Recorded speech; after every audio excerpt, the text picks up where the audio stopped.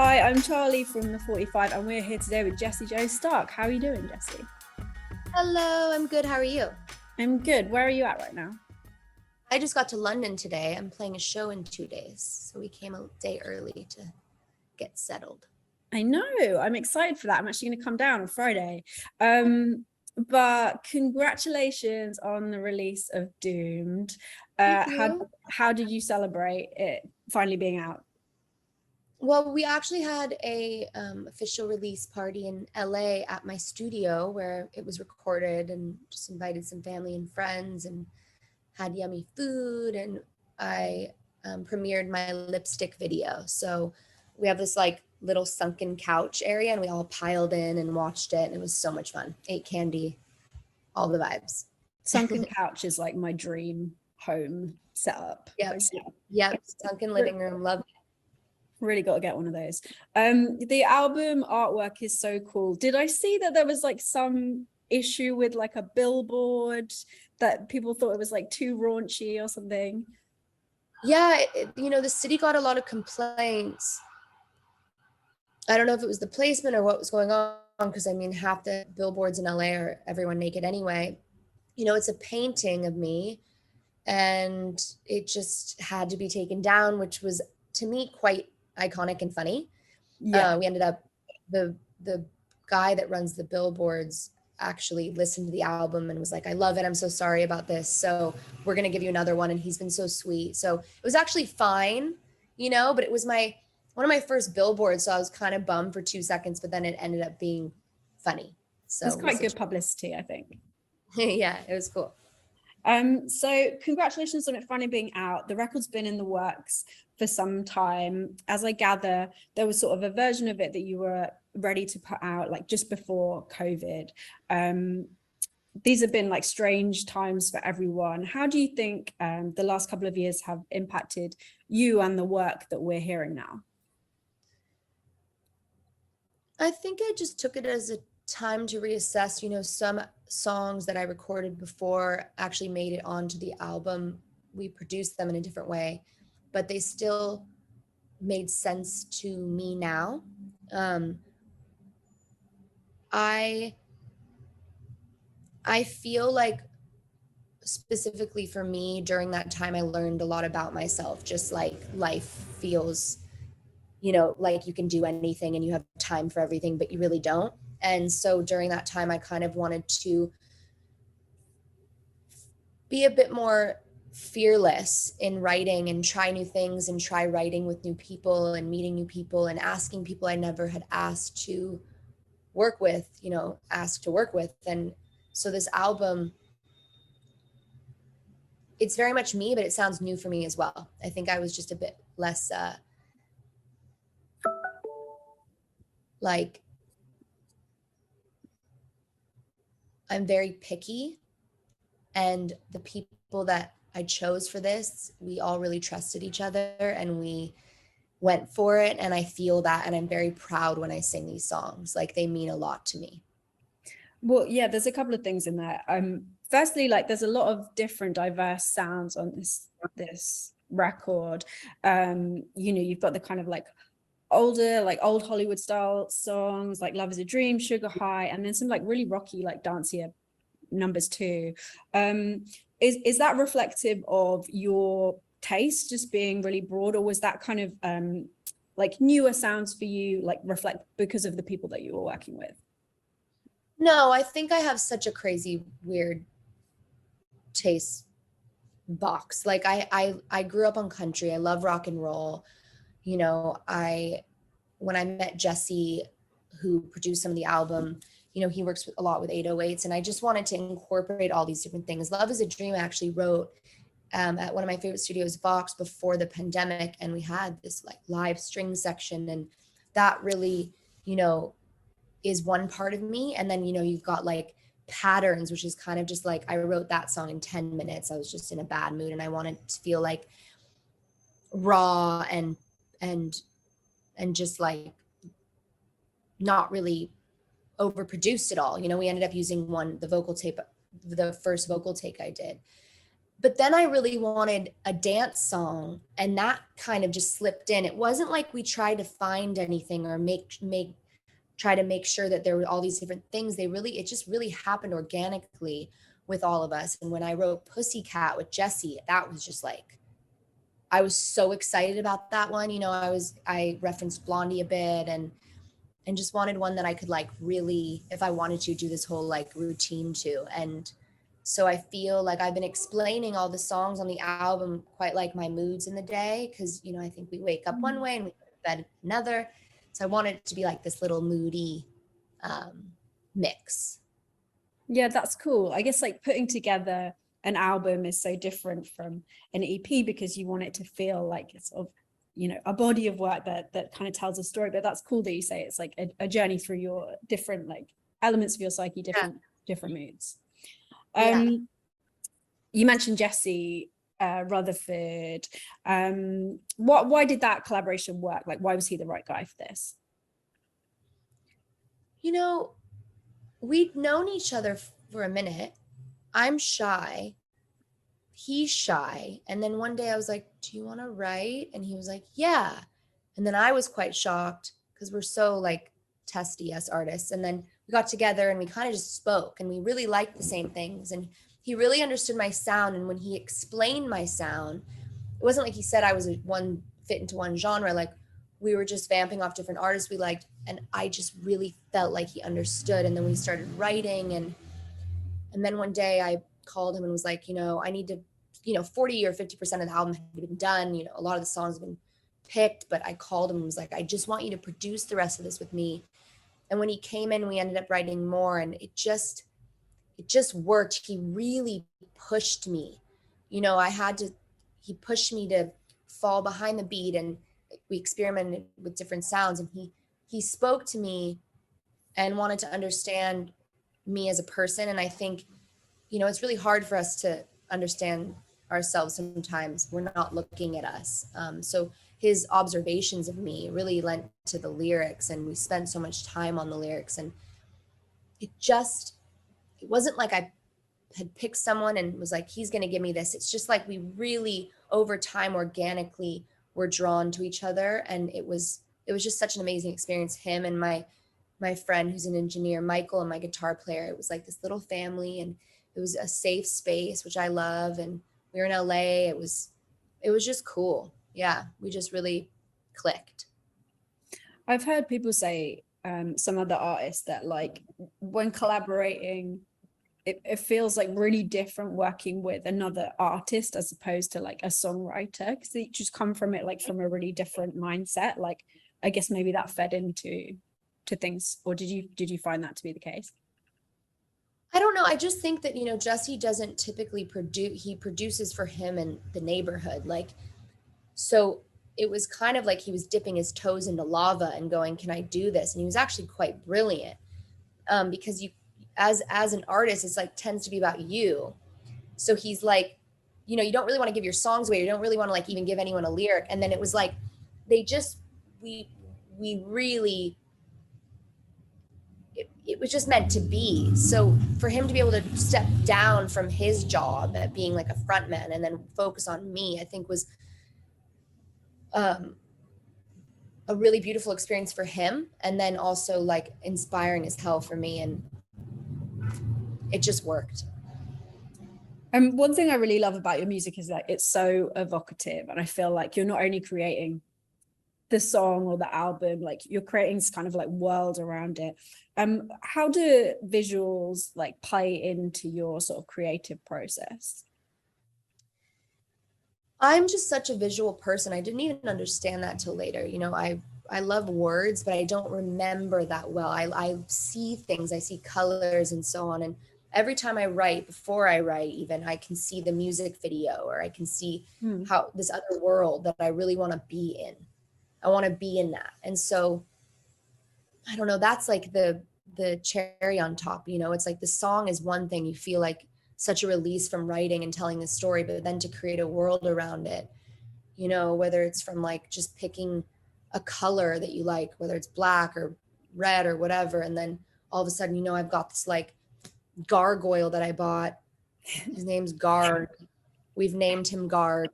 I bought him at a Halloween store the other day, and he just like he's so fits the world of Doomed. And so I just like everything that comes with it. I'm so like cheeky like that. Talk to me about the title Doomed. It's kind of depressing. Is that how you're feeling about the world right now? Well, the world's definitely fucked up and dark. I always think it's getting worse, but I actually think we just know more now. I think it's hard to stay positive, you know, even releasing a project, you're like, what is this doing? Is this doing anything? You know, and you have to remember, like, it is, it's art is inspiring. It's something to discuss. It's important, you know, because that's the lightness, I think, to the darkness. But Doomed for me is like, even though it has a very negative connotation, it's almost accepting that it has optimism in the word. I just feel like it really represented the album. But if you listen to the album, on the end song, you know, Trippin', it's this quite like juvenile, upbeat, kind of like Ramones-y song. And the end, it ends with Doomed from the start, over this really pretty, you know, melodic moment. It's accepting the chaos and the darkness, and like, it's just really the start of something new. So even though it sounds negative and depressing, which life can be, it's not to me. It's like, it doesn't mean that. It doesn't mean giving up. But I also love spooky shit. I love dark words. I like the underbelly. I like all that stuff. So it was fitting. I guess, yeah, we're all doomed, so may as well make the best of it.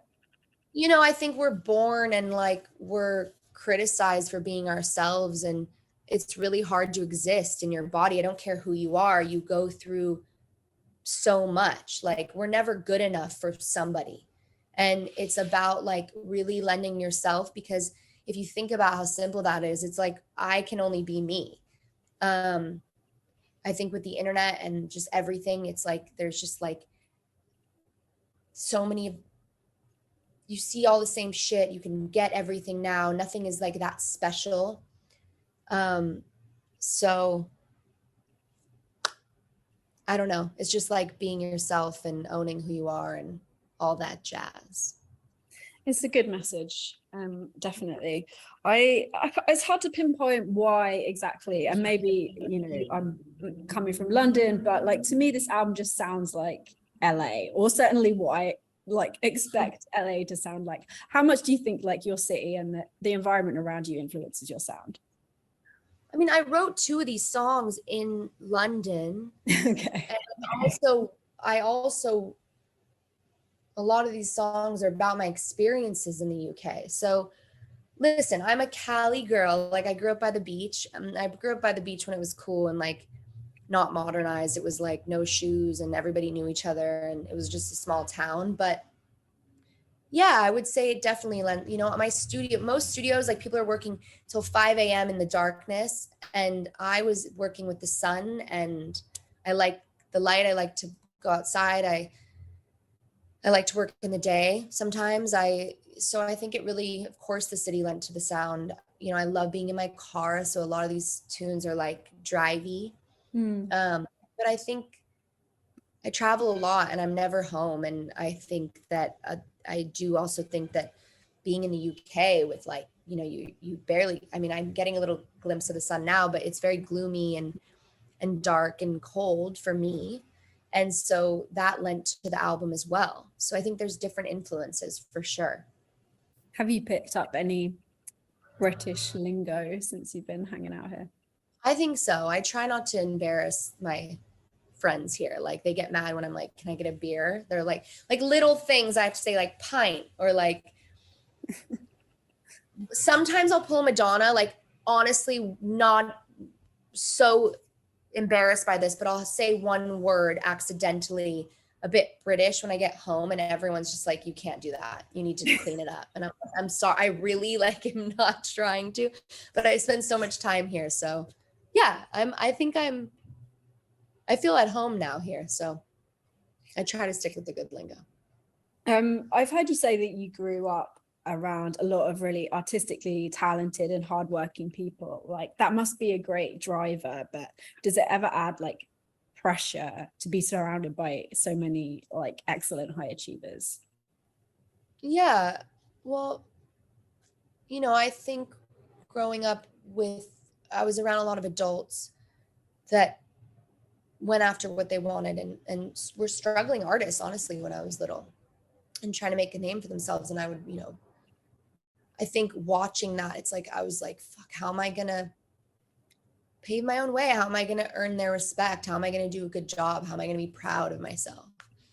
And my mom to this day is like, you are so hard on yourself, but I don't know how else to be because it drives me. I'm a workaholic and I want to be proud of what I have to offer. So it definitely influenced me and I wouldn't have it any other way. My dad to this day, like, is one of the hardest. My mom and dad are the hardest working people I know. And we're chaotic. Like we don't stop, but it's fun.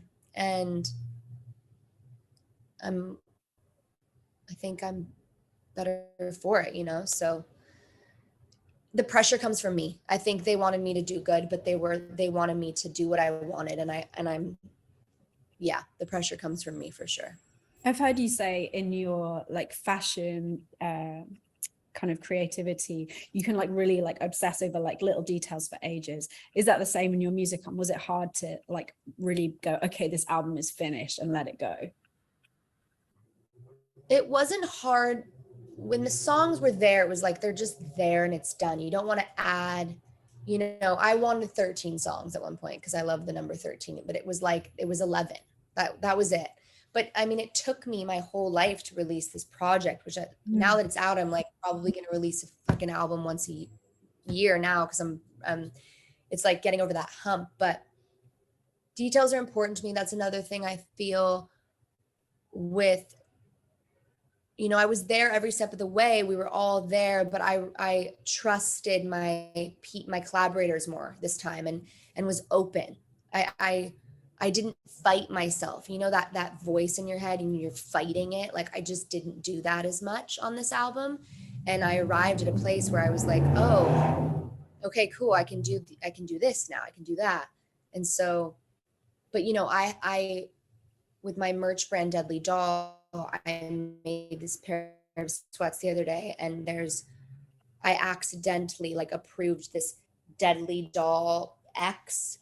I forgot to remove a letter and I cannot let it go. I mean, they came out 6 months ago and I can't stop thinking about it. I'm just like, I can't believe I did that. And so I'm a detail freak, but things slip.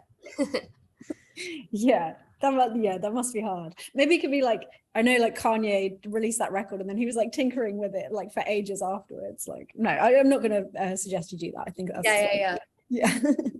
The terrible idea. Yeah.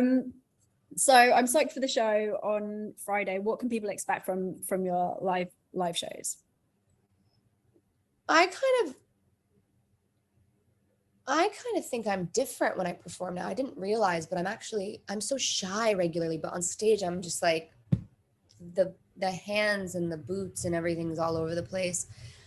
I really want to tell a story with the show. I really am playing the album. I'm hoping people aren't mad because, my people that have been with me since the beginning, like, are requesting songs that are not being played. So I'm nervous they'll be upset, but I really wanted to offer the album at these shows, they're album release shows. So you can expect that and hopefully some cool lights and just a moment of like us really just sharing one thing. I think that's what music is. Like, I love going to see artists that I went to a show the other day, and the fact that we were all there enjoying the same thing was really cool to me because there's just, it's so chaotic and you just like go in this little venue and enjoy one thing and then you go about your lives when you leave. So I'm excited to just like share the night with people that like the music.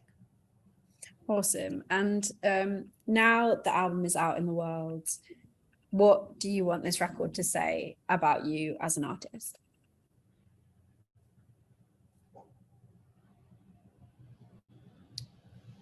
It's such a hard question.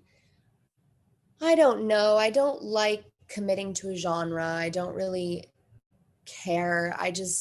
This music is who I am right now, and then there will be more. Like Doomed is just, it's just like everything that's made me up until now. And I hope that it inspires people. I hope people hear the fearlessness in it, and also the heavy insecurities, and kind of like really coming to, and I hope that it just inspires people to be like badass and sexy or anything they want to be. I hope they take different things from each song, and that's it. Well, that's awesome. Thank you so much, Jesse. Have you got any fun London plans for the next couple of days? Going to dinner, seeing my band, and then playing a killer show. Can't wait. Can't wait either. All right, well, I'll see you on Friday. I can't wait to see you. Thank you for having me. Thank you so much. Cheers. Good night. Bye. Bye.